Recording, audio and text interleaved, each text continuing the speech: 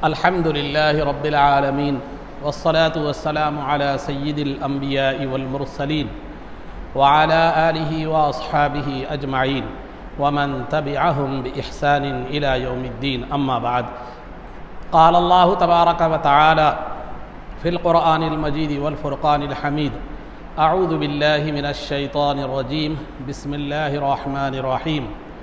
يا أيها الذين آمنوا أطيعوا الله وأطيعوا الرسول وأولي الأمر منكم. صدق الله العظيم. قال الله تبارك وتعالى في شأن حبيبه صلى الله عليه وسلم: إن الله وملائكته يصلون على النبي يا أيها الذين آمنوا صلوا عليه وسلموا تسليما. اللهم صل وسلم وزد وبارك على حبيبك سيدنا ونبينا ومولانا محمد وعلى آلہ واصحابہ اجمعین. عزیزان محترم، عقائد میں اس سے قبل چند جمعوں سے تقلید کے بارے میں بات بتلائی جا رہی تھی کہ تقلید کے تعلق سے بنیادی اور ضروری باتیں پہلے بیان کی گئی. اس کے بعد قرآن و حدیث سے تقلید کا ثبوت پیش کیا گیا. پھر صحابہ اکرام کی زندگیوں سے تقلید کا ثبوت پیش کیا گیا. اب اس کے بعد تقلید پر جو ہے نا کچھ اعتراضات جو ہوتے ہیں غیر مقلد حضرات کی طرف سے، یعنی ایک ہوتا ہے مقلد اور دوسرا ہوتا ہے غیر مقلد. مقلد کہتے ہیں جو شرعی احکام میں کسی نہ کسی امام کو فالو کرے اور کسی نہ کسی امام کو مانے تو اسے مقلد کہتے ہیں. اور جو کسی امام کو نہ مانے بلکہ یہ دعویٰ کرے کہ قرآن و حدیث کافی ہے، کسی امام کی تقلید ضروری نہیں ہے، کسی امام کو فالو کرنا ضروری نہیں ہے، وہ غیر مقلد ہے، اس کو غیر مقلد کہتے ہیں. تو لہذا غیر مقلد حضرات جو تقلید کو نہیں مانتے، تقلید کہتے ہیں کسی امام کے قول کو بغیر دلیل کا مطالبہ کیے کہ ماننا اور تسلیم کرنا، یہ تقلید کہلاتا ہے. یہ تمام چیزیں پہلے آ چکی ہیں لیکن میں آپ کے سامنے پھر خلاصے کے طور پر ذکر کر رہا ہوں. تو تقلید جو ہے نا، مسئلہ یہ ہے، علماء کا اتفاق ہے، اہل سنت والجماعت کا اتفاق ہے کہ چاروں امام اعظم ابو حنیفہ، امام شافعی، امام مالک اور امام احمد بن حنبل رحمۃ اللہ تعالی علیہم اجمعین میں سے کسی ایک امام کی تقلید کرنا، ان کو فالو کرنا ایک عام آدمی کے لیے، بلکہ ایسے عالم کے لیے جو قرآن و حدیث سے مسائل نکالنے کی صلاحیت نہیں رکھتا، اس کے لیے بھی ان چار اماموں میں سے کسی ایک کو فالو کرنا، کسی ایک کو کی اتباع کرنا، یہ ہدایت ہے اور یہ حق ہے. اور ان میں سے کسی کی اتباع نہ کرنا یا چاروں کی اتباع کرنے کا دعویٰ کرنا یہ گمراہی ہے، یہ نفس پرستی ہے. یہ بات تفصیلات میں نے پیچھے بیان کر دی ہے. تو لہذا تقلید پر جو ہے نا غیر مقلد حضرات جو کسی امام کو فالو نہیں کرتے، وہ جو ہے نا مقلد حضرات پر جو کسی نہ کسی امام کو مانتے ہیں، ان پر طرح طرح کے جو ہے نا اعتراضات تقلید کے حوالے سے کیے جاتے ہیں. اور ایک بات میں آپ کے سامنے رکھتا چلوں کہ ضمناً ایک بات ذہن میں آئے، جتنے بھی یہ جو بدعقیدہ لوگ ہیں وہ معمولات اہل سنت پر جو اعتراض کرتے ہیں، اہل سنت کے جو اعمال ہیں ان پر جو اعتراض کرتے ہیں، جیسے زیارت قبور ہے وغیرہ وغیرہ، تو ان پر جو اعتراض کرتے ہیں ان کے لیے قرآن کی ایسی آیتیں پیش کرتی ہیں جو کفار و مشرکین سے تعلق رکھتی ہیں. وہ آیتیں لا کر کیا کرتے ہیں، مسلمانوں پر تھوپ دی جاتی ہیں. تو لہذا تقلید پر بھی یہی طرز انہوں نے اختیار کیا کہ جو کفار و مشرکین کی جو آیتیں تھیں وہ لا کر مقلدین پر کیا ہے، تقلید کرنے والوں پر ٹھونس دی گئی. وہ انشاءاللہ وہ کیسے ہم آگے بتلاؤں گا. تو سب سے پہلا اعتراض جو ہوتا ہے کہ کیا صحابہ نے تقلید کی تھی، کیا رسول اللہ صلی اللہ علیہ وسلم نے تقلید کی تھی. پہلی تو بات یہ ہے کہ رسول اللہ صلی اللہ علیہ وسلم کی تقلید کا سوال ہی پیدا نہیں ہوتا، کیونکہ اللہ نے آپ کو معلم اور امام بنا کر بھیجا تھا. آپ تقلید کرتے تو کس کی کرتے؟ آپ سے پہلے کون تھا، آپ سے افضل کون ہوتا تھا؟ تو لہذا سرکار کی تقلید کا تو سوال ہی پیدا نہیں ہوتا، کیونکہ آپ سے افضل نہ کوئی تھا، نہ آپ سے امام جو ہوتا ہے وہ افضل ہوتا ہے، مقلد جو ہوتا ہے وہ غیر افضل ہوتا ہے، وہ اتباع کرنے والا ہوتا ہے. جب سرکار کی خود ذات کو اللہ نے رسول اور معلم بنا کر بھیجا ہے تو رسول کسی کی تقلید نہیں کرتے بلکہ رسول کی تقلید کی جاتی ہے. جیسا کہ قرآن کریم میں اللہ نے فرمایا وما ارسلنا من رسول الا لیطاع باذن اللہ، کہ ہم نے ہر رسول کو اس لیے بھیجا ہے کہ وہ کسی کی تقلید نہ کرے اس لیے نہیں، بلکہ لوگ ان کی اتباع کریں اور تقلید کریں، اسی لیے رسول کو بھیجا گیا ہے۔ تو رسول کسی کی تقلید نہیں کرتے بلکہ رسول کی تقلید کی جاتی ہے، رسول کو فالو کیا جاتا ہے۔ وما ارسلنا من رسول الا لیطاع باذن اللہ، ہم نے جو ہے نا کسی رسول کو نہیں بھیجا مگر اس لیے تاکہ وہ رسول کی تقلید کی جائے، رسول کی اطاعت کی جائے اور رسول کی اتباع کی جائے۔ تو رسول اتباع کے لیے ہوتے ہیں، اطاعت کے لیے ہوتے ہیں، تقلید کے لیے ہوتے ہیں، وہ کسی کی تقلید نہیں کرتے۔ اب رہا دوسرا سوال، کیا صحابہ نے تقلید کی تھی کیا؟ ایک ویڈیو میں نے دیکھا تھا اتفاق سے غیر مخلص صاحب کا، کہ انہوں نے جو ہے نا یہ کہا تھا کہ دیکھو انہوں نے ایک تجزیہ کیا، انہوں نے ایک تجزیہ، دیکھو امام اعظم کی جو پیدائش جو ہوئی وہ 80 ہجری میں ہوئی، 80 ہجری میں ہوئی، اور جو ہے نا 80 ہجری کے بعد آپ پیدا ہوئے، اس کے بعد آپ نے پہلے تجارت اختیار کی فلاں فلاں، اس کے بعد اب مان لو 20 سال کے بعد وہ امام بن گئے، 20 سال کے بعد کیا کرے وہ صاحب کے میں قول بتا رہا ہوں، مولانا کی وہ تقریر بتا رہا ہوں کہ 20 سال کے بعد وہ جو ہے نا امام بن گئے۔ تو امام بننے کے بعد 100 سال سے آپ کی تقلید شروع ہوئی، 100 ہجری کے بعد آپ کی تقلید شروع ہوئی۔ تو کیا پھر 100 ہجری تک کوئی لوگ جو ہے نا امام نہیں تھے؟ 100 ہجری تک کے لوگوں نے کس کی تقلید کی، کس کی اتباع کی، کس امام کو فالو کیا؟ صحابہ نے کس امام کو فالو کیا؟ تو لہذا عزیزان محترم یہ پہلا اعتراض ہوتا ہے۔ تو میں نے سابقہ جمعہ میں یہ بات بتلا دی ہے کہ صحابہ میں تقلید کا رواج تھا، صحابہ میں تقلید مطلق بھی تھی اور تقلید شخصی بھی تھی، دونوں بھی تھی۔ دونوں کی مثالیں میں نے آپ کو جو ہے نا احادیث کی روشنی میں نے بیان کر دی ہیں کہ جو ہے نا صحابہ میں 2 طرح کے صحابہ تھے۔ دیکھو یہ صحابہ کی زندگی دو دور پر مشتمل ہے، صحابہ کی زندگی 2 دور پر مشتمل ہے۔ ایک دور تو وہ کہ نبی پاک صلی اللہ علیہ وسلم بھی باحیات تھے، اور دوسرا دور وہ جس میں نبی پاک صلی اللہ علیہ وسلم باحیات نہیں تھے، پھر صرف صحابہ اکرام موجود تھے۔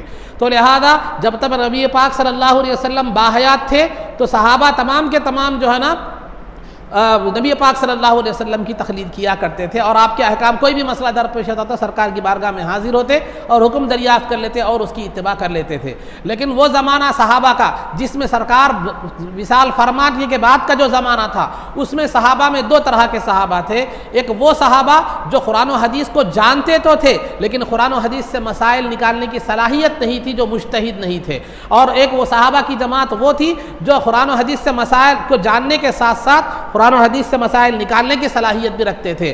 تو جو صحابہ قرآن و حدیث سے مسائل نکالنے کی صلاحیت نہیں رکھتے تھے، جو مجتہد نہیں تھے، وہ جو ہے نا ان صحابہ کی تقلید کیا کرتے تھے جو قرآن و حدیث سے مسائل نکالنے کی صلاحیت رکھتے تھے۔ یہ سابق میں نے اس کی تفصیلات اور مثالیں بھی میں نے آپ کے سامنے جو ہے نا عرض کر دی ہیں۔ تو مطلب یہ ہے کہ پہلا جو سوال ہوتا ہے کہ صحابہ نے تقلید کی تھی کیا، کس امام کی تقلید کی تھی؟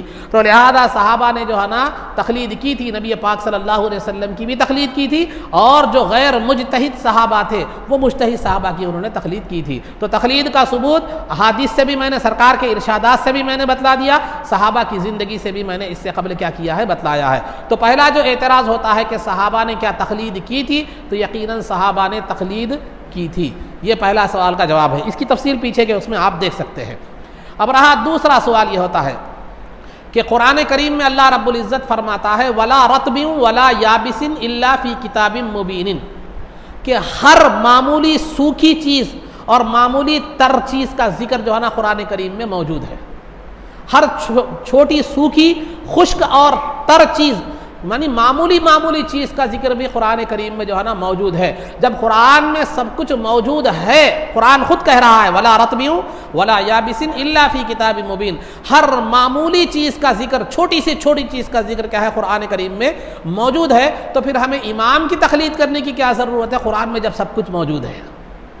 قرآن میں جب سب کچھ موجود ہے تو امام کی تقلید کرنے کی ضرورت کیا ہے؟ یہ ایک سوال پہلی بات۔ قرآن کافی ہے ہمارے لیے، اور جو ہے نا ہماری رہنمائی کے لیے قرآن کافی ہے۔ ہاں یقیناً قرآن کافی ہے رہنمائی کے لیے، اس میں کسی کو شک نہیں ہے، نہ ہمیں شک ہے نہ آپ کو شک ہے۔ لیکن قرآن خود کہتا ہے ھدی للناس، یہ قرآن تمام لوگوں کے لیے ہدایت ہے، خود قرآن کہتا ہے۔ تو قرآن میں ہر چیز موجود ہے، موجود ہونا الگ ہے، لیکن کیا تجھ میں اتنی صلاحیت ہے کہ وہ موجودہ چیزوں کو نکال سکے؟ کیا تجھ میں اتنی صلاحیت ہے کہ تو موجودہ چیزوں کو نکال سکے؟ دیکھیے سمندر میں موتی ضرور ہوتے ہیں، اس میں کوئی شک نہیں ہے، سمندر میں موتی، لیکن آپ میں نکال سکتے ہیں؟ آپ میں نکال سکتے نہیں. اگر آپ بولے میں بولے کہ آپ موتی سمندر میں، میرے کو بھی تیرنا آتا ہے، میں تیرنے میں ماہر ہوں، لہذا موتی نکالنے کے لیے میں خود بھی نکال لے سکتا ہوں، غوطہ خور کی کیا ضرورت ہے، غوطہ لگانے والی کی کیا ضرورت ہے، لہذا میں بھی نکال سکتا ہوں، بلکہ سمندر میں گئے تو واپس آنا نہیں ہو سکتا یا آپ کی لاش واپس آتی ہے. تو لہذا سمندر میں تو موتی ہوتے ہیں لیکن نکالنا ہر شخص کی بات نہیں ہوتی. اور اسی طرح طب یعنی ڈاکٹریٹ کا جو علم ہے، وہ سائنس کا جو علم ہے، وہ تمام کتابوں میں موجود ہے، لیکن ہر آدمی کے بس کی بات نہیں ہے کہ جو ہے نا کیا کر سکے، وہ پڑھ کر ڈاکٹری کر سکے یا پڑھ کر راکٹ بنا سکے. سو عبدالکلام ویسا بولے تو پھر عبدالکلام کی ضرورت ہی نہیں تھی. تو لہذا قرآن میں ہر چیز کا ذکر تو موجود ہے، لیکن وہ موجود تو ہر چیز کا ہے، لیکن وہ نکالنا اور اس چیز کو نکالنا اور اس کو سمجھنا یہ ہر کس و ناقص کے بس کی بات نہیں ہے. تو لہذا ایک بات. اور تیسری بات یہ بھی ہے کہ اگر یہی کہا جائے قرآن میں ہر چیز موجود ہے، ہر چھوٹی سے چھوٹی چیز کا ذکر موجود ہے، ہمیں کسی امام کی تقلید کی ضرورت نہیں ہے، تو پھر یہ بھی کہا جائے گا کہ حدیث کی بھی ضرورت نہیں ہے، کیونکہ قرآن میں ہر چیز موجود ہے تو پھر حدیث کی کیا ضرورت ہے، حدیث کی کیا ضرورت ہے. تو قرآن میں ہر چیز موجود ضرور ہے، لیکن اس کی وضاحت کے لیے اللہ رب العزت نے نبی پاک صلی اللہ علیہ وسلم کو منتخب فرمایا. یہ نہیں کہا کہ قرآن میں تم جیسا ہے، قرآن میں ہر چیز موجود ہے، تم قرآن پڑھ لو کافی ہے، یہ نہیں کہا گیا، بلکہ جو ہے نا قرآن کی تفسیر کے لیے اللہ نے جس ذات کو منتخب فرمایا پہلے مفسر کے طور پر، وہ سرکار کی ذات تھی. خود قرآن میں اللہ نے فرمایا وَنَزَّلْنَا عَلَيْكَ الْكِتَابَ لِتُبَيِّنَ لِلنَّاسِ، ہم نے آپ پر قرآن کو نازل فرمایا تاکہ آپ قرآن کی تفسیر بیان کریں، اس کی وضاحت کریں. کیوں سرکار کی ضرورت کیوں تھی؟ قرآن میں جب ہر چیز موجود ہے تو پھر مسلمان قرآن پڑھ لیتا کافی ہو جاتا. اللہ نے سرکار قرآن کی وضاحت کے لیے سرکار کو کیوں منتخب فرمایا؟ تو معلوم یہ ہوا کہ قرآن میں ہر چیز موجود ہے، لیکن اس سے حاصل کرنا ہر کس و ناقص کی بس کی بات نہیں ہے، اس کے لیے کوئی رہنما کی ضرورت پیش آتی ہے. تو لہذا جس طرح قرآن کی تفسیر کے لیے جو ہے نا سرکار کی وضاحت اور حدیث کی ضرورت ہے قرآن کو سمجھنے کے لیے، اسی طرح شریعت کے پیچیدہ مسائل جو قرآن و حدیث میں موجود ہے، جس کو سمجھنا ہر کس و ناقص کی بس کی بات نہیں ہوتی، ان مسائل میں خود سے سمجھنے کی جس کے اندر صلاحیت نہیں ہے، اس کے لیے وہ ہے، اس کے لیے ضروری یہ ہے کہ وہ ایسے لوگوں کی اتباع کرے جو کہ ہے قرآن و حدیث کو سمجھا ہو، قرآن و حدیث کی فہم رکھتے ہو، اور جو ہے نا اس سے انہوں نے مسائل نکالا ہو. تو لہذا موتی اگر آپ خود نکالنے جائیں تو موت یقینی ہے، لیکن غوطہ خور کی طرف آپ رجوع ہوں، غوطہ خور سے آپ جو ہے نا مل کر اس سے موتی لیں تو موتی بھی حاصل ہو جائیں گے، زندگی بھی بچ جائے گی، زندگی بھی بچ جائے گی. تو بہرحال عزیزان محترم، قرآن میں تو ہر چیز ہے، ولا رطب ولا یابس الا فی کتاب مبین، لیکن سمجھنا اور قرآن سے نکالنا یہ ہر کس و نقص کی بس کی بات نہیں ہے، بلکہ اس کے سمجھنے کے لیے اللہ نے شروع سے قرآن کو سمجھنے کے لیے عوام پر اس کو موقوف نہیں کر دیا، بلکہ سرکار کو مفسر بنایا. سرکار کی احادیث کی تشریح صحابہ نے کی، صحابہ کے اقوال کی تشریح تابعین نے کی، اور تبع تابعین نے کی، پھر اس کی تشریح جو ہے نا ائمہ اکرام نے کی. تو ظاہر سی بات ہے اگر آپ بیمار ہو جائے تو کتاب پڑھ کر یا انٹرنیٹ پر مار کر گولی سرچ کر کے نہیں اختیار کرتے، بلکہ ڈاکٹر سے رجوع ہوتے ہیں، کیونکہ وہ جو ہے نا وہ طب کے علم کو سمجھنے والا ہے اور اس کا ماہر ہے، اس کی اونچ نیچ سے واقف ہے. نہیں سب کچھ ہے، سب ریسرچ موجود ہے، کوئی سی بیماری کے لیے کوئی سی دوا ہے میں نیٹ پہ مار کے لے لیتا ہوں، بولے تو گولی اندر جان باہر ہو جاتی. سمجھ. تو لہذا آپ کی زندگی میں خود اگر آپ بیمار ہو جائیں تو نیٹ پر سرچ کر کے گولی اختیار نہیں کرتے، بلکہ ڈاکٹر سے رجوع ہوتے ہیں. تو لہذا یہ اس بات کی علامت ہے کہ قرآن سے نکالنا، قرآن میں تو ہر چیز موجود ہے، لیکن جو ہے نا نکالنا ہر کس و ناقص کی بات نہیں ہے. اور دوسری بات، یہی قرآن کہتا ہے، یہی قرآن جہاں یہ کہتا ہے کہ قرآن میں ہر چیز موجود ہے، جہاں یہی قرآن کہتا ہے کہ ھدی للناس، یہ قرآن تمام لوگوں کے لیے ہدایت ہے، وہی قرآن کہتا ہے یضل بہ کثیرا ویہدی بہ کثیرا، اسی قرآن سے بہت سے لوگ گمراہ ہوتے ہیں اور بہت سے لوگ کیا ہوتے ہیں، ہدایت پاتے ہیں. پھر کیا ہدایت، گمراہ کیسا ہو رہے ہیں قرآن سے؟ قرآن سے گمراہ کیسے ہو رہے ہیں؟ جب قرآن خود ایک طرف کہتا ہے کہ ہر چیز قرآن میں موجود ہے، اور دوسری طرف قرآن کہتا ہے کہ قرآن تمام لوگوں کے لیے ہدایت ہے، تو پھر تیسری طرف قرآن یہ کہتا ہے کہ اسی قرآن سے بہت سے لوگ ہدایت پائیں گے، بہت سے لوگ گمراہ ہوں گے. پھر وہ کیسے ہو رہا ہے؟ پھر یہ کیسے ہو رہا ہے؟ تو عزیزان محترم، یقیناً قرآن ہدایت ہے، قرآن ہدایت ہے، یقیناً یہ اس میں کوئی شک نہیں ہے، لیکن قرآن سے بہت سے لوگ ہدایت بھی پاتے ہیں، گمراہ بھی ہوتے ہیں. کیوں؟ اس لیے کہ جن کے اندر قرآن سمجھنے کی صلاحیت ہوتی ہے وہ ہدایت پاتے ہیں، جو قرآن سمجھنے کی صلاحیت نہیں رکھتے وہ گمراہ ہو جاتے ہیں. تو قرآن ہدایت ہے ان لوگوں کے لیے جو قرآن کو سمجھنے کی جن کے اندر اللہ نے صلاحیت دی ہے، اور ان لوگوں کے لیے ہدایت ہے جو قرآن کو سمجھے ہوئے لوگوں کو کیا کرتے ہیں، فالو کرتے ہیں، اتباع کرتے ہیں، ان کے لیے ہدایت ہے۔ اب جو خود سمجھنے جائے، جس کے پاس فقاہت بھی نہیں ہے، سمجھ بھی نہیں ہے، قرآن کی سمجھ بھی نہیں ہے، اگر ویسا شخص قرآن کو سمجھنے جائے تو پھر وہ قرآن اس کے لیے کیا ہے، گمراہی ہے۔ اسی لیے قرآن نے لوگوں سے کہا فاسألوا اہل الذکر ان کنتم لا تعلمون، اگر تم جو ہے نا کوئی چیز نہیں جانتے تو قرآن سے پوچھو نہیں کہا گیا، اہل علم سے پوچھو کہا گیا، اہل علم سے پوچھا گیا۔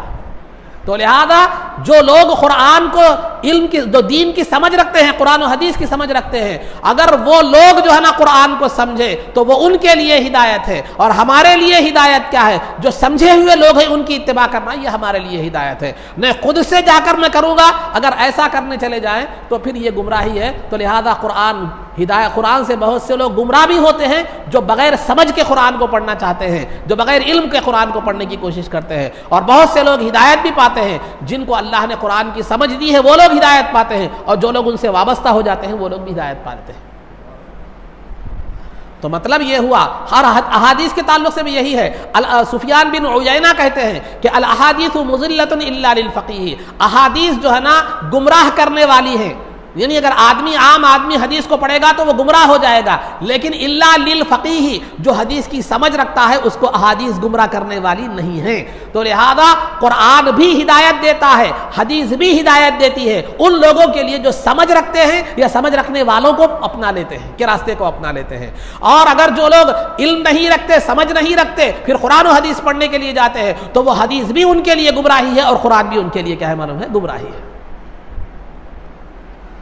تو قرآن میں اختلاف نہیں ہے، قرآن کے ہدایت ہونے میں اختلاف نہیں ہے، قرآن میں تمام معلومات ہونے میں اختلاف نہیں ہے، لیکن قرآن سب چیز موجود ہے، لیکن اس کی اہلیت بھی آپ کے اندر ضروری ہونا چاہیے کہ آپ اس کو پڑھ کر سمجھنے کی صلاحیت آپ کے اندر ہونا چاہیے، تو پھر وہ ہدایت ہے۔ جڑی بوٹیاں تو یہاں بہت ملیں گی آپ کو، یہ جنگلی جھاڑ ہم سمجھتے ہیں اس میں کئی جڑی بوٹیاں آپ کو ملیں گی، لیکن سمجھ جو ہے نا فائدہ ان سے وہی اٹھا سکتا ہے جو حکمت رکھتا ہے۔ ہم کئی مرتبہ وہ جڑی بوٹیوں کو کھندلتے ہوئے چلے جاتے ہیں، ان کی طرف توجہ کچھ نہیں ہوتی، لیکن اگر وہی حکیم دیکھ لیتا ہے تو اسے آپ کی ہی بیماری کا علاج کرتا ہے۔ جو شخص کھندل کر جا رہا تھا، روند کر جا رہا تھا ان جڑی بوٹیوں کو، اسی کی بیماری کا علاج وہی جڑی بوٹی سے جس کو وہ روند رہا تھا حکیم کرتا ہے۔ تو الغرض عزیزان محترم، تو قرآن میں ہر چیز موجود ہے، ہمیں کسی امام کی ضرورت نہیں ہے، یہ بھی گمراہی والا معاملہ ہے، یہ بھی گمراہی۔ یقیناً قرآن میں ہر چیز ہے، لیکن اس کو سمجھنے کی صلاحیت بھی تو چاہیے۔ تو لہذا سمجھنے کی صلاحیت اگر ان کے لیے ہے، جن کے اندر قرآن و حدیث کو سمجھنے کی اور مسائل نکالنے کی صلاحیت اگر جن کے اندر ہے، ان کو کسی امام کی اتباع کی ضرورت نہیں ہے، جیسے میں نے پہلے ہی بتلا دیا تھا۔ اب جو لوگ ہم عام لوگ ہیں یا ایسے علماء جو قرآن و حدیث سے مسائل نہیں نکال سکتے، پھر ان کے لیے کسی نہ سمجھے ہوئے آدمی کی جو ہے نا اقتداء کرنا ضروری ہے، جیسے ہم بیماری میں کسی ماہر ڈاکٹر سے کیا ہوتے ہیں، رجوع ہوتے ہیں۔ آپ ڈاکٹر ہیں تو کسی ڈاکٹر کے پاس جانے کی ضرورت نہیں ہے، خود آپ اپنا علاج کر سکتے ہیں، لیکن آپ ڈاکٹر نہیں ہیں تو دوسرے ڈاکٹر کے پاس جانا آپ کے لیے لازمی ہے، ورنہ جان کی امان نہیں ہے۔ تو شریعت کا معاملہ بھی ایسی ہے، قرآن و حدیث سے مسائل نکالنے کی صلاحیت اگر اللہ نے آپ کو دی ہے تو پھر لہذا آپ کو کیا کرنے کی اجازت نہیں ہے، کسی امام کو فالو کرنے کی۔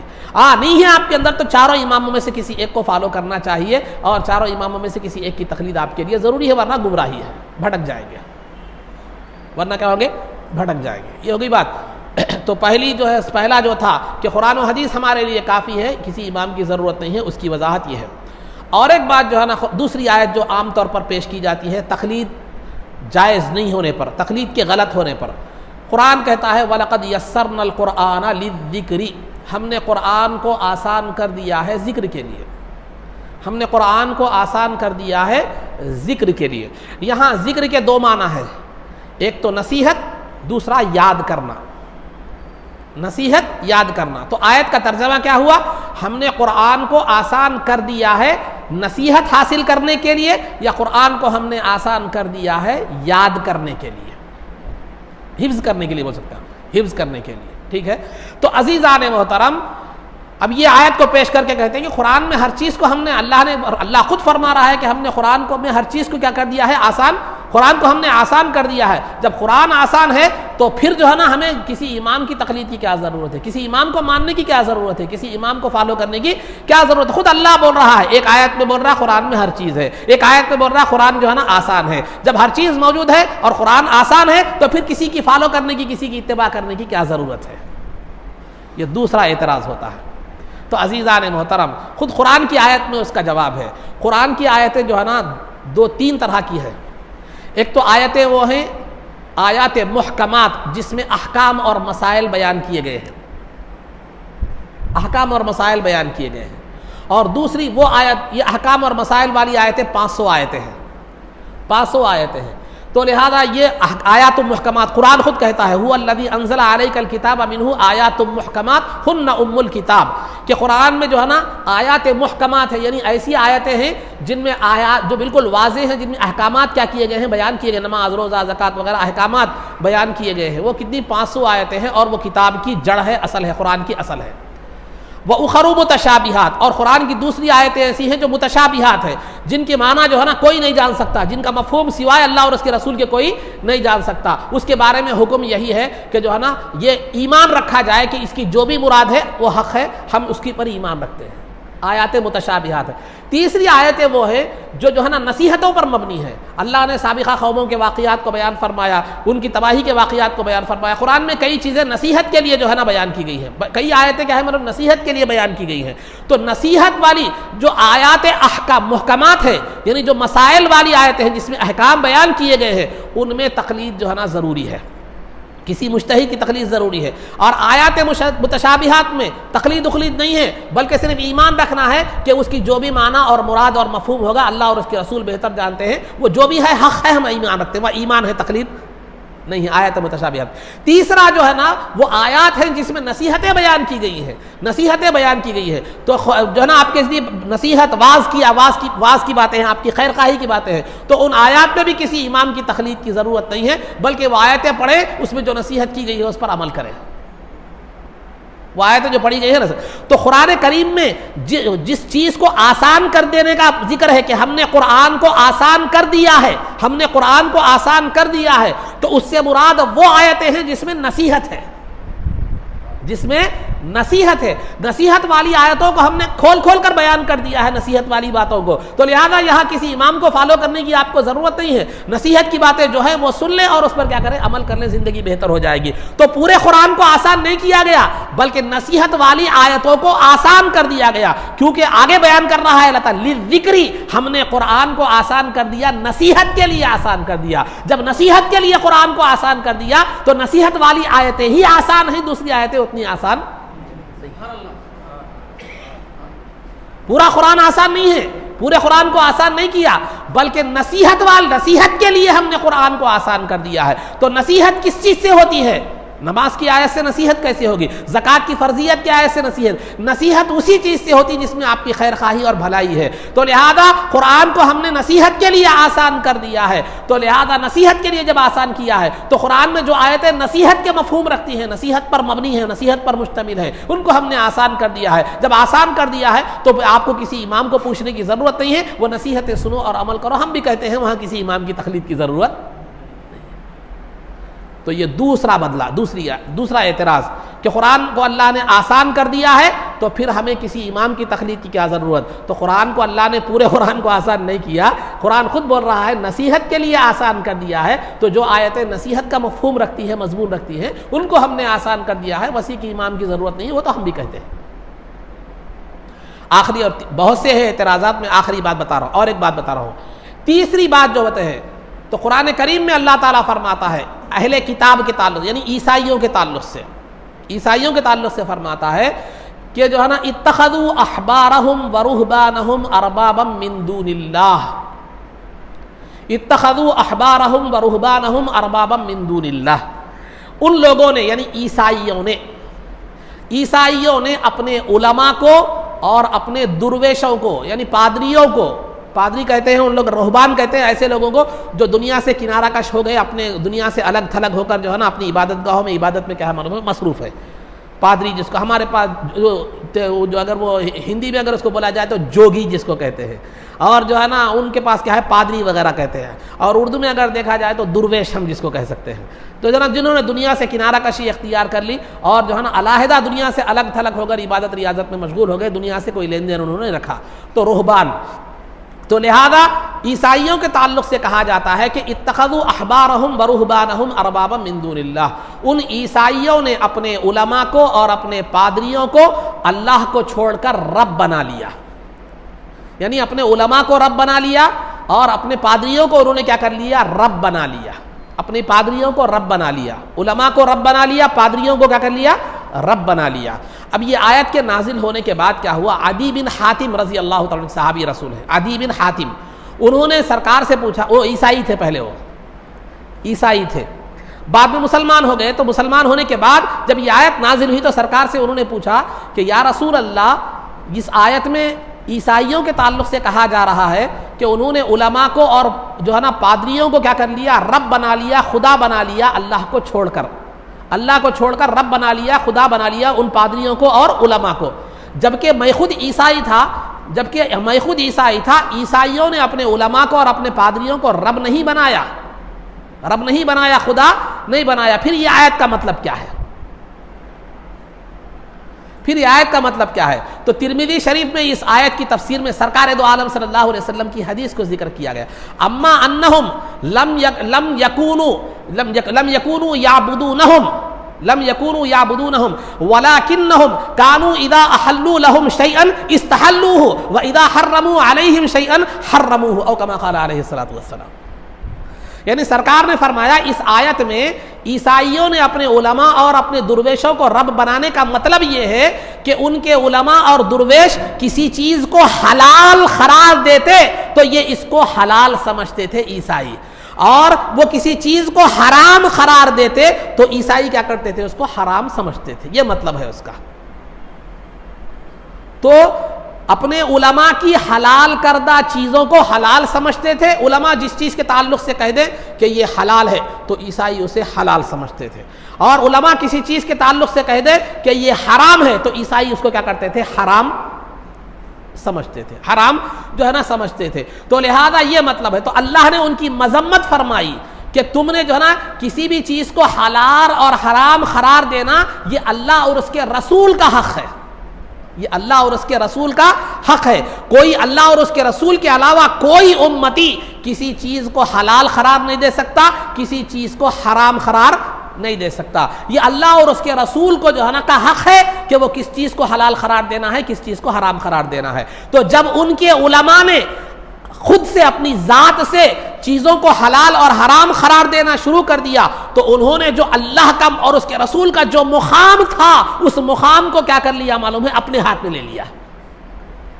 جو حق تھا وہ حق کو انہوں نے کیا کر لیا؟ اپنے ہاتھ میں لے لیا، کیونکہ حلال و حرام کا اختیار صرف اللہ اور اس کے رسول کو ہوتا ہے۔ لیکن ان عیسائیوں کے علماء اور درویشوں نے اپنی طرف سے چیزوں کو حلال و حلال بنانا شروع کر دیا، تو لہذا انہوں نے اللہ اور اس کے رسول کا جو ہے نا حلال و حرام کا جو مقام تھا اس کو انہوں نے کیا کر لیا؟ اپنا لیا۔ تو لہذا ان کے پیروکاروں نے، ان کی پیروی کرنے والوں نے ان کی باتوں کو ماننا شروع کر دیا، ان کو جو ہے نا وہ حقدار سمجھنا شروع کر دیا کہ وہ حقدار ہیں اس بات کے کہ کسی چیز کو حلال قرار دے، کسی چیز کو کیا کرے؟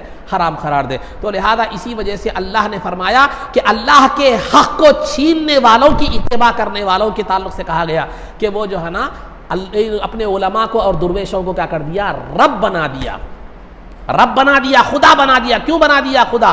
اسی لیے بنا لیا کہ انہوں نے خدا کا حق چھینا تھا، خدا اور اس کے رسول کے حق کو اپنے اوپر کو انہوں نے کیا کر لیا تھا؟ چھین لیا تھا، اور ان کی اتباع کر رہے ہیں دوسرے عیسائی۔ تو لہذا انہوں نے علماء کو گویا رب بنا لیا۔ تو لہذا یہاں خلاصہ گفتگو یہ ہے کہ اللہ اور اس کے رسول کا جو حق ہے وہ حق کو اپنے اوپر لازم کر لینا یا اپنے کو اس کا حقدار سمجھنا، یہ کیا ہے معلوم ہے؟ شرک ہے۔ اس آیت کو لے کر جو حضرات تقلید نہیں کرتے وہ کہتے ہیں، کیا کہتے ہیں کہ دیکھو حلال کا جو ہے نا اختیار اللہ اور اس کے رسول کو تھا، لیکن تم نے کیا کر دیا؟ اماموں کو کیا کر دیا؟ حرام و حلال کا اختیار دے دیا، تو لہذا تم نے شرک پھر رسالت کر دیا، رسول پاک صلی اللہ علیہ وسلم کی رسالت میں شرک کر دیا، کیونکہ تم نے یہ نہیں دیکھا کہ امام اعظم نے کہا کہ حلال ہے، تو تم نے حلال سمجھا، امام اعظم نے کہا کہ حرام ہے تو تم نے حرام سمجھا۔ تو تمہارا عمل تو عیسائیوں جیسا ہے کہ انہوں نے اپنے علماء کو کیا کر دیا تھا، حلال و حرام کا مختار سمجھ لیا تھا۔ ان کے علماء نے جس چیز کو حلال قرار دیا تو انہوں نے حلال سمجھا، ان کے علماء نے جس چیز کو حرام قرار دیا وہ بھی انہوں نے اس کو کیا کیا، حرام سمجھا عیسائیوں نے۔ تم بھی ایسے ہی کر رہے ہو، امام اعظم نے جس چیز کو حلال کہا تم اس کو حلال سمجھ رہے ہو، اور جو ہے نا تم امام اعظم نے جس چیز کو حرام کہا اس کو تم حرام کہہ رہے ہو۔ تو لہٰذا تم میں اور عیسائیوں میں کوئی فرق نہیں ہے، اور اللہ نے عیسائیوں کی مذمت بیان فرمائی، تم بھی قابل مذمت ہو۔ یہ اعتراض ہم پر ہوتا ہے۔ اعتراض سمجھ میں آیا نہیں آیا؟ اعتراض سمجھ میں نہیں آیا تو بات سمجھ میں نہیں آتی۔ تو یہاں بہت بڑی غلطی ان سے ہوئی ہے، میں نے اس سے پہلے بھی اشارتاً یہ بات بتلا دی تھی۔ دیکھیے، ایک ہوتا ہے شارع، شین الف رے عین، ایک ہوتا ہے شارع قانون بنانے والا، ایک ہوتا ہے قانون بنانے والا، اور ایک ہوتا ہے شارح یعنی قانون کی تشریح کرنے والا، وضاحت کرنے والا، قانون کی تشریح کرنے والا، وضاحت کرنے والا۔ میں مثال کے طور پر میں نے آپ کو سمجھایا تھا ہندوستان کے قانون کی مثال دے کر۔ ہندوستان کا قانون کس نے بنایا؟ ڈاکٹر امبیڈکر نے، اور کئی ماہرین قانون نے بن کر کیا کیا معلوم ہے، ہندوستان کا قانون بنایا۔ ٹھیک ہے، ایک وکیل ہے، وکیل بھی کیا کرتا ہے، قانون جانتا ہے اور وہ قانون کی وضاحت کرتا ہے، ضرورت پڑنے پر وہ قانون کا حوالہ کیا کرتا ہے، دیتا ہے نا یہ؟ تو آپ امبیڈکر کو اور وکیل کو برابر مانتے ہیں؟ ڈاکٹر امبیڈکر کی حیثیت وہ شارع کی ہے، یعنی ہندوستان کا قانون بنانے والے کی حیثیت ہے، اور وکیل کی حیثیت شارح کی ہے، قانون کی تشریح کرنے والے کی حیثیت۔ وکیل کی حیثیت قانون کی تشریح اور اس کی وضاحت کرنے والے کی ہے۔ آپ جو ہے نا وکیل کو ڈاکٹر امبیڈکر نہیں بول سکتے۔ کیوں نہیں بول سکتے؟ اس لیے کہ وکیل نے قانون نہیں بنایا، بنے ہوئے قانون کی اس نے تشریح کی ہے، بنے ہوئے قانون کی اس نے تشریح کی ہے۔ ہاں، قانون بنانے والے کون ہیں؟ ڈاکٹر امبیڈکر اور ماہرین جو ہے نا قانون ہے۔ اگر کوئی آدمی کہے کہ یہ وکیل ڈاکٹر امبیڈکر ہے تو پھر یہ بات اس کی غلط ہے۔ ڈاکٹر امبیڈکر کے مقام پر لے جا کر اگر اس کو بٹھا دے یا قانون بنانے والا سمجھ لے اس کو تو پھر یہ غلط ہے، لیکن اگر قانون کی تشریح کرنے والا سمجھے تو پھر غلط کیسے ہو گیا؟ تو انہوں نے جو عیسائیوں نے وہ ان کے علماء کو اور ان کے پادریوں کو شارع بنا لیا تھا۔ شارع یعنی قانون بنانے والا سمجھ بیٹھا تھا، قانون بنانے والا سمجھ بیٹھا تھا۔ کون؟ عیسائیوں نے اپنے علماء کو اور اپنے پادریوں کو ایسے ہی سمجھا تھا جیسے خدا اور رسول قانون بناتے ہیں اسی طرح یہ بھی قانون بنانے کا حق رکھتے ہیں، ایسے انہوں نے سمجھا تھا۔ لیکن ہم اماموں کو قانون بنانے والا نہیں سمجھتے، اللہ اور اس کے رسول کی قانون کی تشریح کرنے والا سمجھتے ہیں، قانون کی تشریح کرنے والا سمجھتے ہیں۔ یہ بات ان کے سمجھ میں نہیں آئی۔ انہوں نے ہم کو بھی، مخلدین کو بھی، حنفیوں اور شافعیوں کو بھی یہ سمجھا کہ ہم اماموں کو جو ہے نا قانون بنانے والے کا درجہ دیتے ہیں۔ یہ بالکل غلط ہے، ہم کسی بھی امام کو قانون بنانے والے کا درجہ نہیں دیتے۔ قانون بنانے والا اللہ اور اس کا رسول ہے، یہ امام اس قانون کی تشریح کرنے والے ہیں، اور ہم ان پر بھروسہ کر کے کہ انہوں نے جو بھی مسائل ہمیں بیان کیے ہیں اللہ اور اس کے رسول کے قانون کی وضاحت کی ہے۔ جیسے آپ وکیل پر بھروسہ کرتے ہیں، کوئی کیس لے کر گئے تو وہ کوئی دعوت صاحب کیسا کریں گے، آپ کیس کیسا لڑیں گے، دلیل بتاؤ، کیا کیسا کون سا قانون پیش کریں گے، کوئی دلیل دیں گے، آپ نہیں پوچھتے، بھروسہ کرتے ہیں وکیل پہ جا کے دیتے ہیں، ماہر وکیل ہے، کیس جیت جاتا، بلکہ آپ گھر میں جا کے سو جاتے ہیں، اس سے یہ نہیں پوچھتے کہ میرا یہ کیس ہے، اس کو آپ کیسا لڑیں گے، کیا دلائل پیش کریں گے، کون سے قانون کی دفعہ پیش کریں گے، وہ سب نہیں پوچھتے۔ آپ کو یقین ہے کہ یہ وکیل ماہر ہے، بکتا نہیں، جو ہے نا یہ جو ہے نا آپ اس کو کیا کر سکتے ہیں، کیس دے کر مطمئن ہو جاتے ہیں، اس سے دلائل نہیں پوچھتے، کیسے بحث کریں گے نہیں پوچھتے، کیسے جرا کریں گے جو ہے نا نہیں پوچھتے۔ کیوں؟ وہ ماہر ہے، تو کیوں معلوم ہے کہ قانون جانتا ہے، وہ قانون کے حساب سے مجھے کیا کرے گا، میرا مسئلہ، میرا حق کیا کرے گا، مجھے دلائے گا۔ آپ اس بھروسے پر رہتے ہیں۔ تو اسی طرح ہم بھی جو ہے نا بلا تشبیہ و تمثیل، ہم بھی جو ہے نا ائمہ اکرام کو پر اعتماد کرتے ہیں کہ انہوں نے جو بھی مسائل بیان کیے ہیں وہ قانون بنانے والے نہیں ہیں، اللہ اور اس کے رسول کے قانون کی تشریح کرنے والے ہیں، اور وہ اپنے علم کی وجہ سے، تقوی کی وجہ سے، طہارت کی وجہ سے اس قابل ہے کہ ان پر اعتماد کیا جائے اور ان کی دلیل کو اپنایا جائے اور ان پر بھروسہ کر کے اس پر عمل کیا جائے۔ تو یہ مفہوم ہے ہمارے پاس، ائمہ کا مقام شارع قانون بنانے والے کا نہیں ہے، قانون کی تشریح کرنے والے کا ہے۔ لیکن جن یہودیوں کی مذمت قرآن میں کی گئی ہے، انہوں نے اپنے علماء اور پادریوں کو قانون بنانے والے کا درجہ دیا تھا جو خدا اور اس کے رسول کا حق ہے۔ یقیناً وہ شرک ہے، لیکن یہ شرک نہیں ہے۔ تو انہوں نے لا کر مشرکین کی باتوں کو لا کر، ان کے عمل کو لا کر مخلدوں پر تھوپ دیا اور ہمارے کو مشرک بنا دیے۔ بات سمجھ نہ سکے، بات جو ہے نا سمجھ نہ سکے. بات سمجھ میں آ گئی آپ کو؟ یہ ایک دو تین باتیں میں نے آپ کے تعلق سے اعتراضات کے حوالے بیان کیے. قرآن میں ہر چیز موجود ہے لیکن سمجھنے کی صلاحیت ضروری ہے. قرآن کو اللہ نے یقیناً آسان کر دیا ہے لیکن پورے قرآن کو نہیں بلکہ نصیحت کی آیتوں کو، جس میں تقلید کی ضرورت نہیں ہے. اور یہودیوں اور عیسائیوں نے اپنے علماء اور پادریوں کو جو ہے نا قانون بنانے والا سمجھا تھا، اسی لیے اللہ نے قرآن میں ان کی مذمت کی. لیکن ہم اماموں کو قانون بنانے والا نہیں سمجھتے، قانون کی تشریح کرنے والا سمجھتے ہیں. یہ بالکل عین واقعے کے جو ہے نا مطابق ہے، کیونکہ قانون کی تشریح کرنے والا یہ جو ہے نا قانون بنانے والا الگ ہوتا ہے، قانون کی تشریح کرنے والا الگ ہوتا ہے. اگر آپ کسی کو قانون کی تشریح کرنے والا سمجھتے ہیں تو پھر یہ قانون بنانے والے کی اس میں نہ کوئی توہین ہے، نہ اس کی حق تلفی ہے، نہ یہ کوئی شرک ہے. وہ ایک الگ عہدہ ہے، یہ ایک الگ عہدہ ہے. وہ ایک الگ مقام ہے، یہ ایک الگ مقام ہے. یہ نہ سمجھ کر جو ہے نا یہ بدگمانی یا کم علمی کی بنیاد پر ایسا کہا جاتا ہے. یہ دو تین اعتراضات جو تقلید پر ہوتے ہیں میں نے آپ کے سامنے جو ہے نا بیان کیے. انشاءاللہ پھر دیگر باتیں آگے بیان کی جائیں گی. اب رہا جو ہے سیرت میں آپ حضرات کے سامنے میں نے ایک بات بتلائی تھی. کیا بتلائی تھی؟ کہ رسول پاک صلی اللہ علیہ وسلم کے وصال کے بعد ایک بیعت تو خاص لوگوں میں ہوئی کہ سرکار کا وصال پیر کے دن دوپہر میں ہوا، 12 ربیع الاول پیر کے دن دوپہر میں ہوا 11 ہجری میں. تو وہاں میں نے بتایا تھا، آپ پیچھے سے اگر سن رہے ہیں تو جو ہے نا سقیفہ بنی ساعدہ کے مقام پر مہاجرین اور انصار کے درمیان اختلاف ہو گیا تھا کہ کون جو ہے نا سرکار کے جانشین بنیں گے. وہ ایک مخصوص چند لوگ تھے، مہاجرین اور انصار کے ایک چند لوگ وہاں موجود تھے. اختلاف ہو گیا تو اختلاف کی جب اطلاع ابو بکر اور عمر رضی اللہ تعالیٰ عنہما کو ملی تو کہیں یہ اختلاف فتنے کی شکل اختیار نہ کر جائے اور کوئی غلط آدمی کو جو ہے نا لوگ کیا کر لیں، سرکار کا جانشین نہ منتخب کر لیں. اسی لیے ابو بکر اور عمر رضی اللہ تعالیٰ عنہما معاملے کو سلجھانے کے لیے وہاں گئے تھے، لیکن حالات ایسے بن گئے کہ خود ابو بکر صدیق رضی اللہ تعالیٰ عنہ کو انہوں نے متفقہ طور پر کیا کر لیا، خلیفہ تسلیم کر دیا. یہ ایک مخصوص مقام تھا، مخصوص لوگ تھے، وہ پورے لوگ نہیں تھے. یہ پیر کے دن یہ واقعہ پیش آیا، پیر کے دن شام کے وقت میں یہ واقعہ پیش آیا. دوسرے دن منگل کے دن یہاں تو مخصوص لوگوں نے ابو بکر صدیق رضی اللہ تعالیٰ عنہ کو اپنا جانشین، سرکار کا جانشین تسلیم کر لیا تھا. دوسرے دن جو ہے نا کیا ہوا، منگل کے دن دوپہر کے وقت میں ظہر کے بعد جو ہے نا ایک عام مجلس منعقد ہوئی اور اس میں جو ہے نا عمر رضی اللہ تعالیٰ عنہ نے خطبہ دیا. وہ کیا دیا میں نے پچھلے اس میں بیان کیا ہے، آپ ضروریات دین کے حوالے سے یوٹیوب پہ آپ اس کو ملاحظہ کر سکتے ہیں.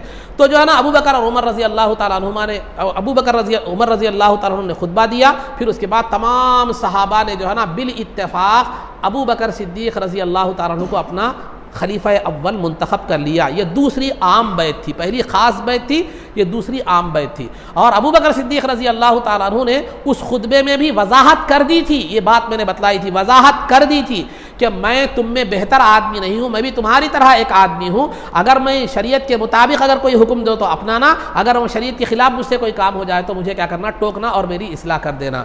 اور نہ میں نے کبھی خلافت کی خواہش ظاہراً کی تھی، نہ دل میں کی تھی، نہ اللہ سے ظاہری طور پر خلافت کو مانگا تھا، نہ دل میں بھی کوئی تمنا رکھا تھا. تم لوگوں نے مجھ پر یہ ذمہ داری ڈالی ہے تو میں اس کے نبھانے کے لیے تیار ہوا ہوں. یہ ابو بکر صدیق رضی اللہ تعالیٰ عنہ کا خلاصہ تھا، یہ آپ نے وضاحت کر دی تھی.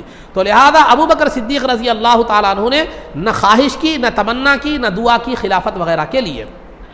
جب دوسرے دن منگل کے دن خلافت تمام جو ہے نا صحابہ نے عام طور پر ابو بکر صدیق رضی اللہ تعالیٰ عنہ کو خلیفہ اول، سرکار کا پہلا خلیفہ اور جانشین جو ہے نا منتخب کر لیا. تو اس جب ابو بکر صدیق رضی اللہ تعالیٰ عنہ نے تمام مجموعے کو دیکھا تو اس میں دو اشخاص نظر نہیں آ رہے تھے. ایک سیدنا علی مرتضیٰ رضی اللہ تعالیٰ عنہ اور دوسرے زبیر رضی اللہ تعالیٰ عنہ، یہ دونوں نظر نہیں آ رہے تھے. تو ابو بکر صدیق رضی اللہ تعالیٰ عنہ نے جو ہے نا فرمایا کہ کیا بات ہے، علی اور زبیر رضی اللہ تعالیٰ عنہ نظر نہیں آ رہے. یہ کنز العمال کی روایت ہے، حدیث کی کتاب کنز العمال کی روایت ہے. علی اور زبیر رضی اللہ تعالیٰ عنہ نظر نہیں آ رہے، کیا بات ہے، ان دونوں کو بلاؤ. جب ان دونوں کو بلایا گیا تو ابو بکر صدیق رضی اللہ تعالیٰ عنہ نے جو ہے نا فرمایا کہ اے علی اور زبیر، تم لوگوں نے جو ہے نا خلافت کا میرے ہاتھ پر خلافت کی بیعت نہیں کی، کیوں نہیں کی؟ کیا تمہارے اس عمل سے جو ہے نا لوگوں میں انتشار اور تفریقہ پڑ جائے گا، تم نے کیوں نہیں کی؟ تو آپ غور سے سماعت فرمائیے، اس کے بعد میں بتا رہا ہوں، غور سے سماعت فرمائیے کہ جو ہے نا علی رضی اللہ تعالیٰ عنہ کا جو جملہ تھا وہ یہ دیکھیے، ہمیں یقین ہے کہ خلافت کے مستحق آپ ہیں. یہ الفاظ عربی میں بھی ہے، میں اس کا وضاحت آپ کے سامنے رکھ رہا ہوں. ہمیں یقین ہے کہ کہ خلافت کے مستحق آپ ہیں، کیونکہ آپ نبی پاک صلی اللہ علیہ وسلم کے یار غار ہیں۔ اس کی وضاحت میں نے پہلے کر دی ہے، پچھلے جمعہ میں۔ آپ نبی پاک صلی اللہ علیہ وسلم کے یار غار ہیں، اور نبی پاک صلی اللہ علیہ وسلم نے آپ کی اپنی حیات میں آپ کو اپنا امام بنایا ہے۔ تو سرکار نے جس چیز کو، جس ذات کو ہمارے دین کا امام بنایا ہے، ہم اپنی دنیا میں انہیں کیسے انکار کر سکتے ہیں؟ ہم اپنی دنیا میں ان کی امامت کا، ان کی خلافت کا کیسے انکار کر سکتے ہیں؟ یہ علی رضی اللہ تعالیٰ عنہ کے الفاظ ہیں۔ آپ کے خلیفہ اول ہونے میں، مستحق ہونے میں ہمیں یقین ہے کہ آپ خلیفہ اول ہیں، خلافت کے مستحق ہیں، لیکن میری آپ سے شکایت یہ ہے کہ خلافت کے بارے میں آپ نے مجھ سے مشورہ نہیں کیا، کیونکہ میں نبی پاک صلی اللہ علیہ وسلم کے خاندان کا ایک فرد تھا۔ خلافت کے معاملے میں آپ مجھ سے مشورہ کرنا تھا، بس آپ سے میری شکایت ایک یہ ہے۔ بات سمجھ میں آ گئی بات؟ تو علی رضی اللہ تعالیٰ عنہ کو آپ کے خلیفہ ہونے سے اختلاف نہیں تھا، اور سب سے افضل اور خلافت کے سب سے زیادہ مستحق ہونے میں کوئی اختلاف علی رضی اللہ تعالیٰ عنہ کو نہیں تھا۔ بس شکایت یہ تھی کہ خلیفہ خلافت کے معاملے میں علی رضی اللہ تعالیٰ عنہ کو مشورے کے لیے بلایا نہیں گیا۔ اسی روایت کو لے کر شیعہ حضرات کہتے ہیں کہ علی رضی اللہ تعالیٰ عنہ کو خلافت کے معاملے میں پوچھ کر تک نہیں دیکھا گیا، پوچھا تک نہیں گیا۔ تو میں آپ سے پوچھتا ہوں، پچھلی باتیں میں نے بتائی ہے، ابو بکر صدیق رضی اللہ تعالیٰ عنہ کو کس نے بلایا تھا؟ ابو بکر صدیق رضی اللہ تعالیٰ عنہ کو خلیفہ بننے کے لیے کس نے بلایا تھا؟ آپ تو جھگڑا سلجھانے کے لیے گئے تھے، فتنے کو ختم کرنے کے لیے گئے تھے، خلیفہ بنا دیا گیا آپ کو۔ چلو ایسا ہوتا ابو بکر صدیق رضی اللہ تعالیٰ عنہ کو خلافت کے لیے بلاتے باضابطہ اور علی رضی اللہ تعالیٰ عنہ کو چھوڑ دیتا، تو یہاں کیا ہے معلوم ہے؟ ایک سوتیلا سلوک معلوم ہوتا تھا۔ نہ ابو بکر کو بلایا گیا، نہ علی رضی اللہ تعالیٰ عنہ کو بلایا گیا۔ ابو بکر تو خلافت کی تمنا بھی لے کر نہیں گئے تھے، جھگڑے کو سلجھانے کے لیے گئے تھے سقیفہ بنی ساعدہ میں، لیکن جو ہے نا آپ کو کیا ہے وہاں وہ جو ہے نا خلیفہ بنا دیا گیا۔ اب رہا علی رضی اللہ تعالیٰ عنہ کی جو شکایت تھی، کیا کہ مجھے مشورہ تک نہیں کیا گیا، میں رسول پاک صلی اللہ علیہ وسلم کا داماد بھی ہوں اور خاندان سے بھی تعلق ہے، میں آپ کا چچیرا بھائی بھی ہوں، مجھ سے مشورہ تک نہیں کیا گیا خلافت کا۔ تو عزیزان محترم، ابو بکر صدیق رضی اللہ تعالیٰ نے کہا کہ یقیناً آپ سے مشورہ نہیں کیا گیا، لیکن وقت ایسا تھا کہ مشورے کے لیے آپ کا انتظار نہیں کیا جا سکتا تھا، کیونکہ وہاں مہاجرین اور انصار اختلاف کر بیٹھے تھے کہ مہاجرین کہتے تھے کہ سرکار کا خلیفہ مہاجرین میں سے ہوگا، انصار کہتے تھے کہ سرکار کا خلیفہ انصار میں سے ہوگا۔ اگر وہاں آپ کا انتظار کیا جاتا، تاخیر کی جاتی تو معاملہ فتنے کی شکل اختیار کر لیتا۔ تو اگر معاملہ نازک ہو جاتا، یا تو اختلاف بڑھ جاتا یا کوئی نااہل آدمی کیا ہو جاتا، خلیفہ بن جاتا۔ ایسے موقع پر مشورے کا جو ہے نا کوئی جو ہے موقع نہیں تھا، اور مشورے کا کوئی جو ہے نا وہاں پر گنجائش نہیں تھی۔ اسی لیے حالات کی مجبوری میں جو ہے نا لوگوں نے مجھے خلیفہ بنا دیا، میں نہ چاہتے ہوئے بھی مجھے خلیفہ بننا پڑا۔ یہ عذر ابو بکر صدیق رضی اللہ تعالیٰ نے علی رضی اللہ تعالیٰ کے سامنے پیش کیا، تو علی رضی اللہ تعالیٰ نے اس کو قبول کر لیا۔ تو آپ کو ابو بکر صدیق رضی اللہ تعالیٰ کے خلافت کے مستحق ہونے سے کوئی شکایت نہیں تھی، خلیفہ ہونے مشورے سے شکایت تھی، اور وضاحت ابو بکر نے کر دی رضی اللہ تعالیٰ عنہ نے، تو آپ نے اس کو مان لیا، تسلیم کر لیا، اور آپ نے فوراً بیعت کر لی۔ علی رضی اللہ تعالیٰ عنہ نے ابو بکر صدیق رضی اللہ تعالیٰ کے ہاتھ پر بیعت کر لی دوسرے دن، منگل کے دن، تمام صحابہ کے اجتماع میں۔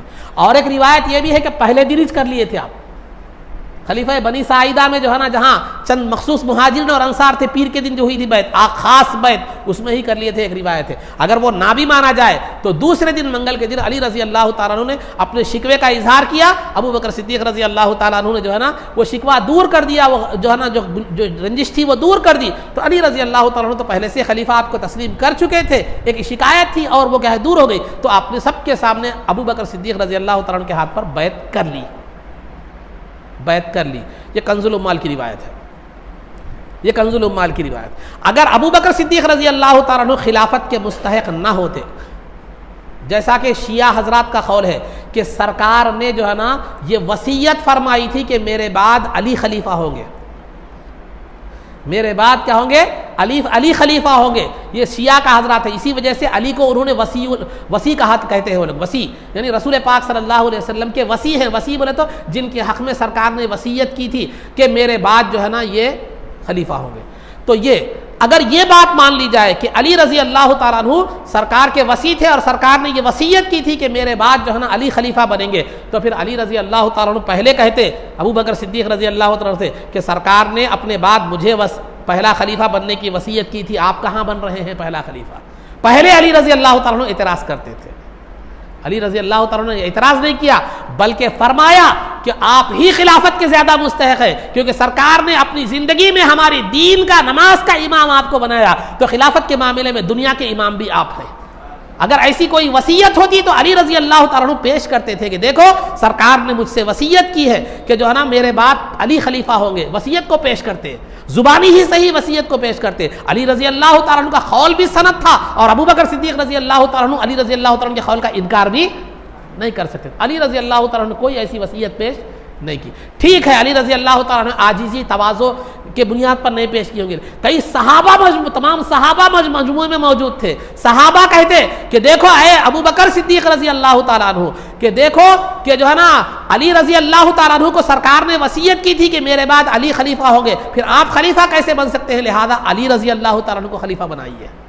صحابہ تو کہہ سکتے تھے لیکن صحابہ نے بھی نہیں کہا۔ اور آپ کو انتہائی درجے کی بات بتلاتا چلو، ایک وقت ایسا آیا تھا کہ علی رضی اللہ تعالیٰ عنہ ابھی بیعت نہیں کرے تھے، ابو بکر صدیق رضی اللہ تعالیٰ عنہ کے ہاتھ پر بیعت نہیں کیے تھے، تو ابو بکر صدیق رضی اللہ تعالیٰ عنہ نے فرمایا کہ علی نے میرے ہاتھ پر ابھی تک بیعت نہیں کی ہے اور انہیں حق ہے کہ وہ کسی کو بھی اپنا خلیفہ منتخب کر سکتے ہیں۔ اے مسلمانوں دیکھو تم نے میرے ہاتھ پر بیعت کر لی ہے، اگر تم میری بیعت کو توڑ کر کسی کو اپنا امیر بنانا چاہتے ہو تو تمہیں اجازت ہے، مجھے کوئی شکایت نہیں ہے۔ تم جس کو اپنا امیر منتخب کرو گے سب سے پہلے اس کے ہاتھ پر بیعت کرنے والا ابو بکر ہوگا۔ ایک وقت ایسا بھی آیا، روایت ایسے بھی ہے۔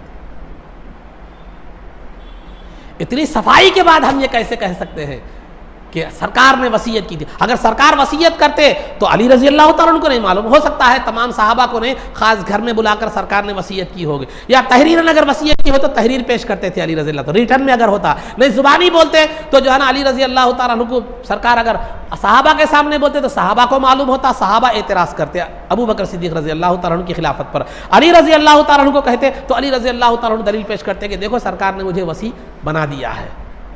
بلکہ بخاری اور مسلم کی روایت ہے کہ بی بی عائشہ کے سامنے تذکرہ آیا کہ سرکار نے علی رضی اللہ تعالیٰ عنہ کو کیا وصیت کی تھی کہ میرے بعد خلیفہ علی ہوں گے، بلکہ تو بی بی عائشہ نے کہا، بخاری اور مسلم کی روایت ہے کہ بی بی عائشہ نے کہا کہ نہیں، سرکار کی جو روح قبض ہوئی میرے سینے پر ہوئی، آخری لمحات تک میں سرکار کے ساتھ تھی، سرکار نے ایسی کوئی وصیت نہیں کی۔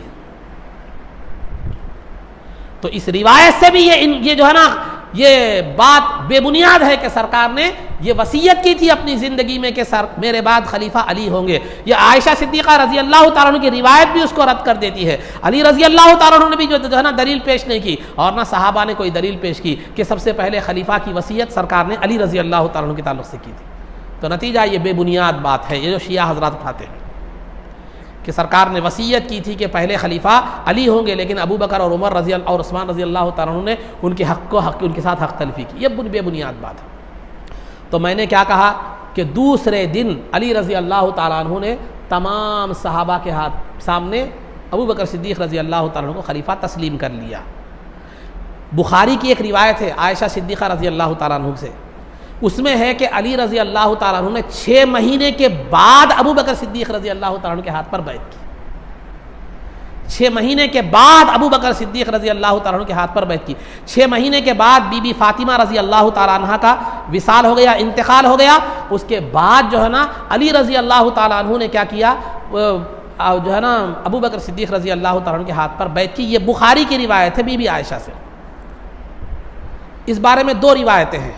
ایک تو روایت یہ ہے کہ بی بی عائشہ نے فرمایا کہ 6 مہینے کے بعد علی رضی اللہ تعالیٰ عنہ نے ابو بکر صدیق رضی اللہ تعالیٰ عنہ کے ہاتھ پر بیعت کی۔ یہی عائشہ صدیقہ رضی اللہ تعالیٰ عنہ سے اسی بخاری شریف میں ایک روایت تفصیل یہ ہے کہ بیعت کیسے کی اس کی وضاحت ہے کہ جو ہے نا علی رضی اللہ تعالیٰ عنہ نے پیغام بھیجا ابو بکر صدیق رضی اللہ تعالیٰ عنہ کے پاس کہ جو ہے نا میں آپ سے بات کرنا چاہتا ہوں، آپ کسی دوسرے شخص کو نہ لائیں، آپ اکیلے آئیں، کسی دوسرے شخص کو نہ لائیں۔ دوسرے شخص سے مراد عمر رضی اللہ تعالیٰ عنہ تھے۔ تو وہاں جب پیغام پہنچا ابو بکر صدیق رضی اللہ تعالیٰ عنہ کو تو عمر رضی اللہ تعالیٰ عنہ بھی وہاں پر موجود تھے۔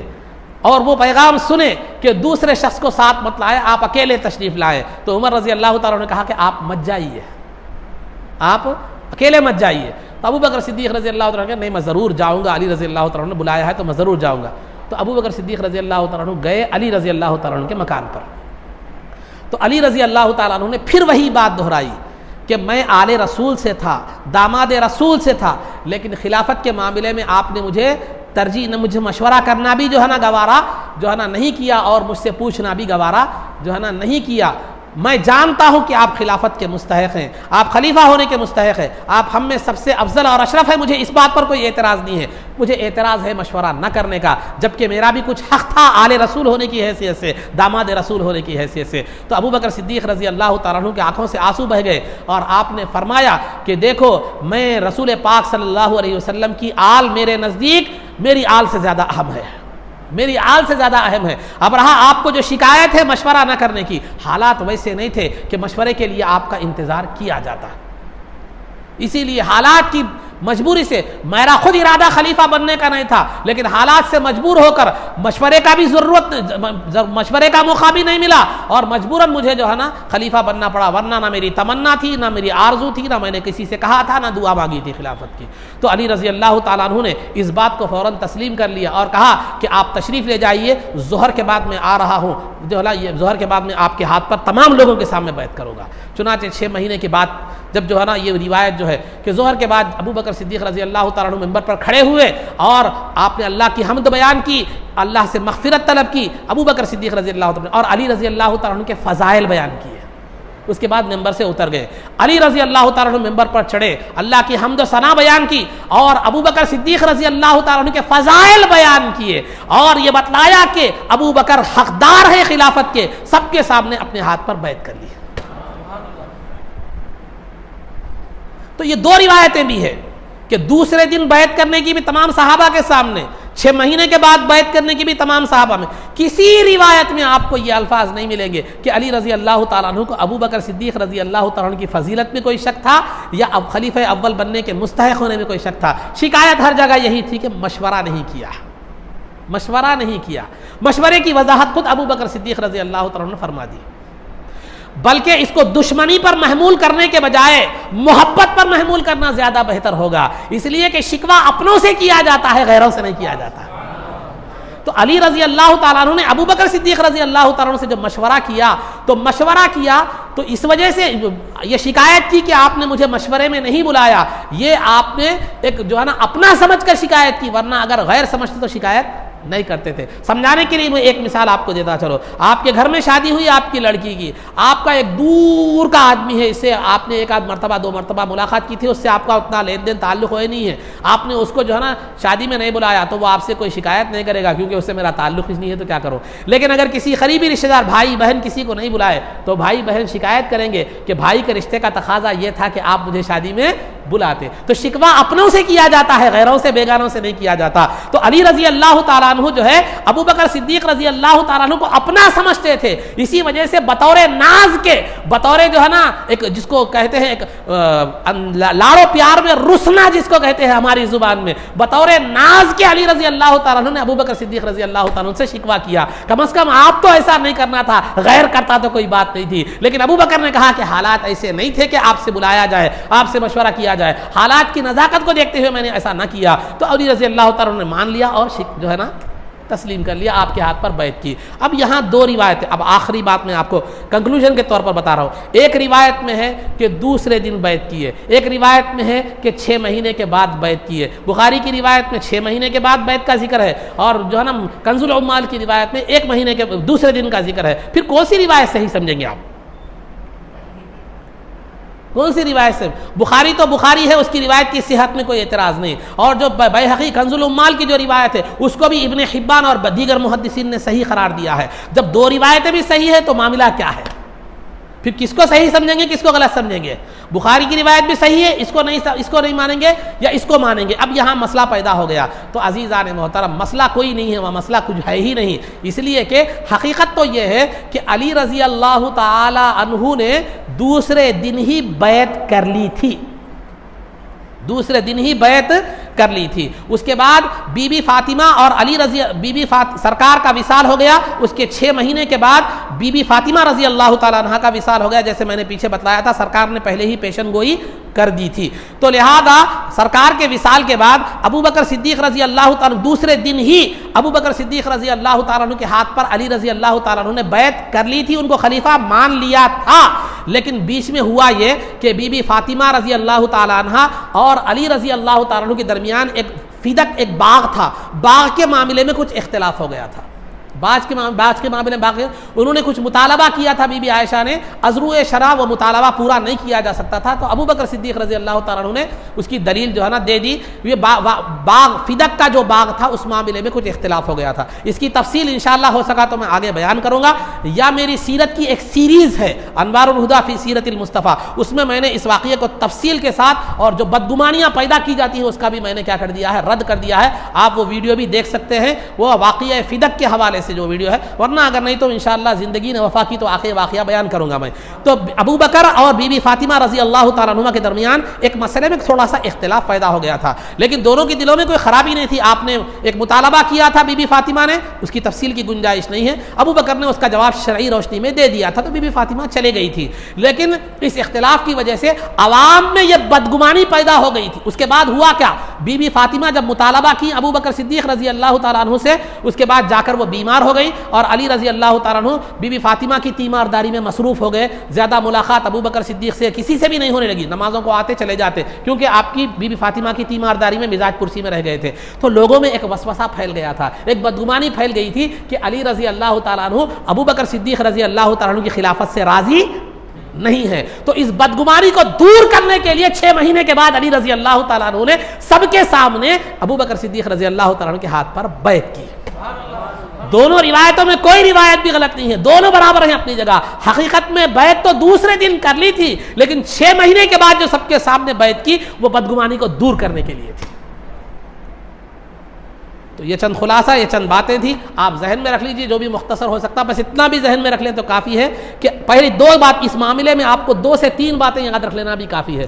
سب سے پہلے علی رضی اللہ تعالیٰ عنہ کو ابو بکر صدیق رضی اللہ تعالیٰ عنہ کی فضیلت میں اختلاف نہیں تھا, خلافت میں اختلاف نہیں تھا. مشورہ نہ کیے یہ اختلاف تھا, اور جو ہے نا دونوں روایتوں میں بھی مشورہ نہ کیے یہ اختلاف تھا, لیکن ابو بکر صدیق رضی اللہ تعالیٰ عنہ نے اس کی وضاحت بھی فرما دی, تو آپ کا دل اس تعلق سے بھی کیا ہو گیا, صاف ہو گیا. پہلی بات یاد رکھنے کی یہ ہے. تو دوسری بات جو ہے, ابو بکر صدیق علی رضی اللہ تعالیٰ عنہ نے جو ابو بکر صدیق رضی اللہ تعالیٰ عنہ کے ہاتھ پر بیعت کی, منگل کے دن سرکار کے وصال کے دوسرے دن ہی بیعت کر لی تھی, لیکن لوگوں کی بدگمانی کو دور کرنے کے لیے 6 مہینے کے بعد دوبارہ ابو بکر صدیق رضی اللہ تعالیٰ عنہ کے ہاتھ پر بیعت کی. تو تمام صحابہ نے 1 مرتبہ بیعت کی, علی رضی اللہ تعالیٰ عنہ نے 2 مرتبہ بیعت کی. تو لہذا سب سے زیادہ متفق, تمام صحابہ سے زیادہ متفق علی رضی اللہ تعالیٰ عنہ ابو بکر صدیق رضی اللہ تعالیٰ عنہ کے خلافت سے زیادہ متفق تھے. تو لہذا اس میں شیعہ حضرات کو کوئی اختلاف نہیں ہونا چاہیے. اگر سنجیدگی سے دیکھا جائے تو نہ شیعہ کو ہونا چاہیے, نہ سنی نما شیعہ کو ہونا چاہیے, نہ سنی نما شیعہ کو ہونا چاہیے.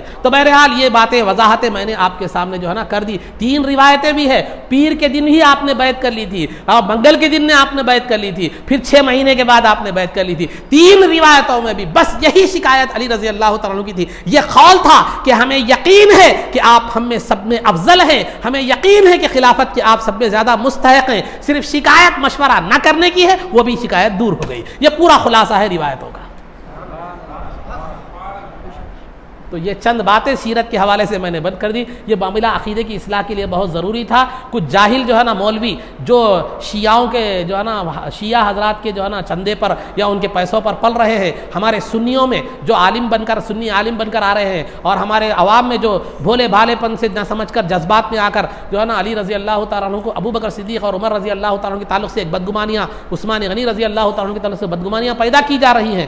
تو لہذا یہاں ضروری تھا اس عقیدے کی اصلاح کے لیے بات بیان کرنا ہمارا کام ہے عزیزو, توفیق دینا یہ خدا کا کام ہے. اگر یہ بات سننے کے بعد بھی اگر وہ توفیق اسے نہ ملے تو یہ اس کی اپنی جو ہے نا کیا بول سکتے آخرت کی خرابی ہے, اس کی کم نصیبی اور محرومی ہے. ورنہ ہمارا کام وما علینا الا البلاغ المبین, ہمارا کام تو صحیح بات پہنچا دینا ہے. آپ عمل نہ کریں یہ اس کے بعد کی ذمہ داری آپ پر ہے. آپ نہیں کرتے تو خدا کی بارگاہ میں ہم سے حساب نہیں ہوگا, حساب آپ سے ہوگا کہ ایک جو ہے نا ایک عالم نے آپ کو دلائل کے سامنے بات رکھ دی تھی, پھر تم نے کیوں نہیں مانی, تو وہاں آپ جواب دے رہیں گے، اب میرے نہیں، آپ میری بات کو مانیں، یہ آپ کے لیے سعادت مندی کی بات ہے، عقیدے کی اصلاح ہے، ایمان محفوظ رہے گا، نہ مانیں تو مجھے آپ سے کوئی شکایت نہیں ہے، کیونکہ انکار کرنے والے، انبیاء کا انکار کرنے والے بھی موجود ہیں دنیا میں۔ تو بہرحال یہ بات پہنچا دینا تھا۔ تو عقیدے کی اصلاح یہاں پر بہت زیادہ ضروری تھی، اس لیے میں نے اس مسئلے کو تھوڑا طوالت کے ساتھ، تفصیل کے ساتھ جو ہے نا بیان کیا، لیکن چونکہ وقت ہو چکا ہے لہذا آج جو ہے نا جو آداب کا جو سیکشن تھا یا مسائل کا جو سیکشن تھا اس کو میں انشاءاللہ اگلے جمعہ میں جو ہے نا اس کو مکمل کرنے کی کوشش کروں گا۔ یہ ضروری عقیدے کے اصلاح کے لیے ضروری باتیں تھیں، یہ میں نے اس لیے جو ہے نا یہ ٹائم لے لیا اور اس کی ضرورت سمجھی اور اس کی وضاحت ضروری سمجھی، میں نے بتلا دی۔ اللہ رب العزت سے دعا ہے کہ جو کچھ بھی کہا گیا اس پر عمل کی توفیق رفیق عطا فرما، عزت و عافیت کی زندگی دے اور ایمان پر ہمارا خاتمہ فرما، رسول پاک صلی اللہ علیہ وسلم کے قدموں میں ہمارا حشر فرما، آپ کی شفاعت عظمیٰ سے ہم کو بہرور فرما، آپ کے دست مبارک سے جام کوثر پینا نصیب فرما، جنت میں آپ کی غلامی، معیت و رفاقت نصیب فرما۔ صلی اللہ تعالی وسلم علی خیر خلقہ سیدنا محمد و آلہ و صحبہ اجمعین برحمتک یا ارحم الراحمین والحمد للہ رب العالمین۔